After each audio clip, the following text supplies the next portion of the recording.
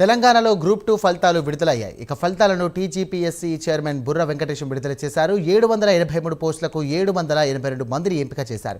Court case కారణంగా ఒక పోస్టును TGPSC హోల్డ్లో పెట్టింది. మరోవైపు దసరాలోపు నియామక పత్రాలు ఇవ్వాలని ఈ సందర్భంగా టీజీపీఎస్సీ భావిస్తోంది.